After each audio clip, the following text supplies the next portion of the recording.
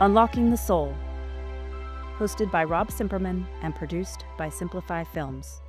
Season 2, Ascension, The New Earth, and Those Left Behind. Episodes cover mature and controversial themes. Consider this when deciding whether and when to watch. Section 35. What is the soul? Does everybody have one, or are some people just part of the background? Can I merge with my soul and experience a higher version of myself, my true self? What happens to humanity and the planet Earth if we all raise our frequency and ascend to a higher plane? Who are the ones who don't make it? Who get left behind? And what is holding me back from ascension, and what can I do about it? The previous Unlocking the Soul sections delved into the nature and experience of the soul during life, at the time of death, and between lives. We looked at what credible mediums like Edgar Cayce, Paul Selig, and Jane Roberts had to say on the matter, as well as the astounding details provided by subjects of hypnotherapy pioneers like Dolores Cannon and Dr. Michael Newton. These sources suggest shocking conclusions about every aspect of our soul's journey across lifetimes and about our spirit world activities between lives and beyond this schoolhouse we called Earth. Their information left me wanting to know more. In particular, I had a hard time wrapping my head around the ideas of raising frequency as an individual and how that relates to the mass ascension of humanity to a so-called new Earth. There are countless modern-day sources of information about this frequency shift. To most, it's already underway, with some claiming to have already transitioned, but most accounts are vague on the details. So next, I wanted to meet more experts and get a deeper and nuanced view of what to expect and how to prepare. So join me as we further unlock the soul. In part 1, we'll get a new understanding of the ascension of the individual. And what better way to get motivated than to start with our own end goal? We'll learn what a soul really is, why souls were created, and what's ahead on this path toward merging our experiences back into all that is, or God. In part 2, we explore mass ascension, the so-called fifth density new Earth that has been prophesized for millennia, but now appears imminent. In part 3, we'll take a step back down the frequency spectrum to look at those who got left behind from ascension. We'll differentiate the backdrop people, or non-player characters as many call them today, from the backfill people, who fill in for those who ascended or crossed to the new Earth. But let's not stop there. Part 4 will explore what holds us back from ascension and frequency advancements. We'll first look at some fascinating real-world examples of entity possessions, and I interview an expert energy healer to understand my own energy attachments and blockages holding me back on my emotional, physical, and spiritual health journey. Then we'll look at reports of the specific timing for all the ascension activity in Part 5, and we'll conclude with a discussion of the implications for societal change of these frequency shifts in the final part. You could say I'm leading this exploration because I love to dive into complexity, find connections, and explain difficult concepts in simple ways. I do this both as a management consultant and today on this mind-bending journey. At the other end, I hope you'll have a plausible and perhaps even convincing mental model to better understand our society, the path that your soul is on, and even the destiny of humankind and the Earth. It's a tall order, I know. So first, some terminology. I like to use the term spiritualism to describe the body of knowledge I've been exploring for about the last 15 years. Spiritualism is a term that describes the soul or spirit as the central pillar in our reality. And unlike the term spirituality, it isn't fully bogged down by religious ideology. But it's a second definition that states that we can learn about reality from direct contact with disincarnate souls, particularly from ascended beings who no longer partake in human lifetimes, or even by connecting further with our own higher selves or souls through channeling, hypnosis, meditation, near-death experiences, or even just intuition. Now, the soul itself is not so easy to define, yet we need to do so in the next section because it's foundational to our journey of understanding. 36. The structure of the soul and individual ascension. Now, we can't very well talk about unlocking the soul without understanding the fundamental concept of individual ascension, And to do that, we need to start with a deeper understanding of what the soul is. In this part, we'll cover the structure of the soul, what ascension is, the ascension process, and I'll give some tips for reaching ascension as reported by those who have achieved it.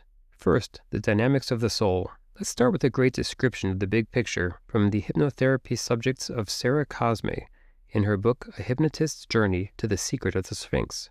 She says, "At one point, everything was just energy until it fractioned itself off and continued to divide and divide until we could all have these smaller experiences that we feel are individual.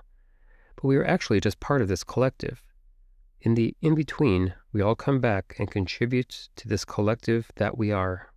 The experiences we have and our contributions of these experiences back to the source feels very fulfilling. This is because there is no way to fail at this task. Anything we consider an accomplishment or a failure is seen as valuable experience in our role as an emissary down to this lower frequency plane for the purpose of experiencing it. We get a great primer from the late Joshua David Stone, PhD. He was an ascended master who elected to remain on Earth for a while to share his deep knowledge of ascension. He channeled a number of very advanced ascended masters personally, with names such as Dwal Kul, Biowamis, Sai Baba, and Sanat Kumara, which is the spirit of the earth itself. These beings are eager to help us on our ascension journeys, which, believe it or not, we are all currently pursuing. His complete Manual to Ascension book series lays out the path in painstaking detail. I'll break it down for you because, like the Beetlejuice Handbook for the Recently Deceased, this book reads like stereo instructions. I find it helpful to think of all that is, or God, as a whole container of PlayDough. It can be conveniently subdivided into chunks for the purpose of becoming various shapes to foster creativity and to have playful interactions. But at the end of the playtime, you have to roll it all back into a big ball again and stuff it back into the container. Now, if your kids are like mine, it has by this point become a multicolored mess with maybe some carpet fuzz, some food crumbs, some parts dried out. It will never be quite the same. But that's how the game is played. That's why the PlayDough was divided up in the first place. To the PlayDough, getting a little messy but well-loved is the intended experience. It's a step toward realizing its perfection, understand? Now, I won't go into all the details of the full soul hierarchy.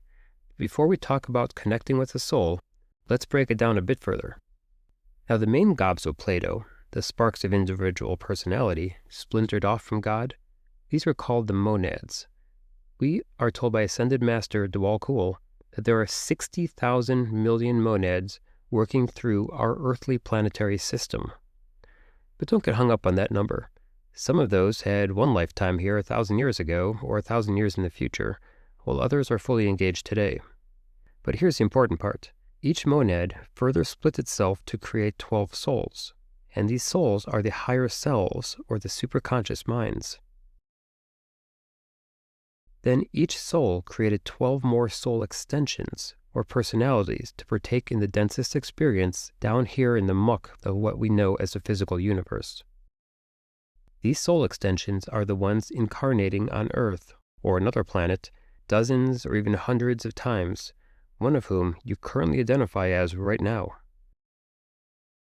And why is this number 12 so significant throughout this hierarchy? Well, we're told it's a natural number for subdividing energy into, as we see across the systems of zodiacs, months, inches, clocks, apostles, etc. Still with me? So each of us has 11 other soul extensions under our soul, which might currently be on Earth, or on another planet, in another time even, or maybe on a different plane altogether. So how does this help us understand ascension? Well, remember that the PlayDough is only divided in order to come into the lower frequency worlds, to become physical, to temporarily forget that it's part of the soul, and to experience humanity. And all of us soul extensions work for the evolution of the soul. And all souls work for the evolution of the monad, and it continues on up from there, with our experiences eventually merging back into all that is, making all that is more perfect. A fascinating point is that due to the true nature of time being an illusion, one of your soul extensions has already reached ascension from the soul's perspective. That one soul extension is considered an oversoul, or a teacher for the other soul extensions, doing much of this work on the higher plane during sleep. So here's a real-world example. Through his channeling and meditation work, Dr. Stone determined that of his 12 soul extensions, 4 were still in incarnations, including himself. One of the others was a female in the Pleiades, and 2 others were on planets around different stars in this galaxy. He even found that his wife was part of his monad, but part of a different soul within that monad. And the other 8 extensions of his soul are on a higher plane of the spiritual world, no longer working with the low-frequency physical worlds. But this was all just the tip of the iceberg in terms of the entire hierarchy of souls.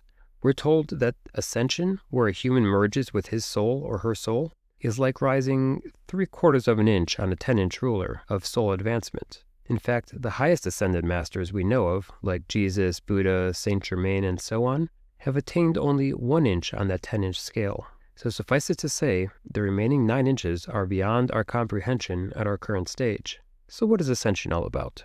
Let's start with the fun part, the end state, benefits of ascension, to help you stay motivated. According to Dr. Stone, an ascended being can expect a feeling of oneness at all times with God and everyone else you meet, an ability to express on any plane of consciousness, an ability to materialize and dematerialize oneself and what is needed at will, consciousness of being a world server, and an ability to bilocate, to be in more than one place at one time, an ability to extend your physical life to immortality. For example, Saint Germain, who lived for 350 years, or Thoth, who lived over 2,000 years in Egypt. Understanding individual ascension starts with the interesting relationship between the soul extension and the soul. Now, the soul actually doesn't focus much on its extensions. Now, that may be surprising. Why not? Everybody loves us humans. Well, consider this Dr. Stone quote. The absolutely untrained person on Earth has practically no communication with the soul. Hence, they are run by the personality or negative ego. They are cut off from intuition, conscience, and the will to do good and to love, which the soul embodies. So a soul extension goes about living their dozen or more lives basically on autopilot.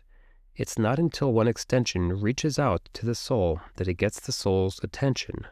So let's go back to Sarah Cosme for another great point on this. She found that the soul appreciates our incarnate work because it knows that its evolution depends on its personalities or extensions here on Earth.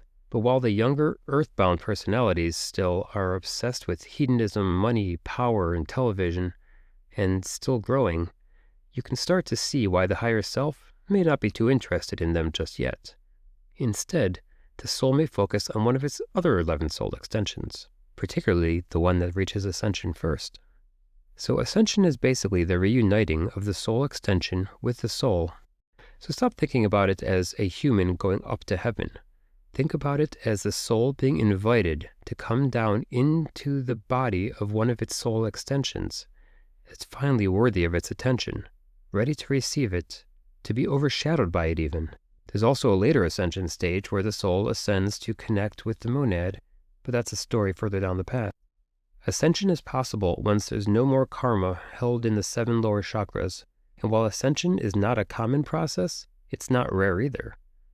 Accounts differ, but Dr. Stone found that 100,000 souls have achieved this type of full ascension in Earth's history.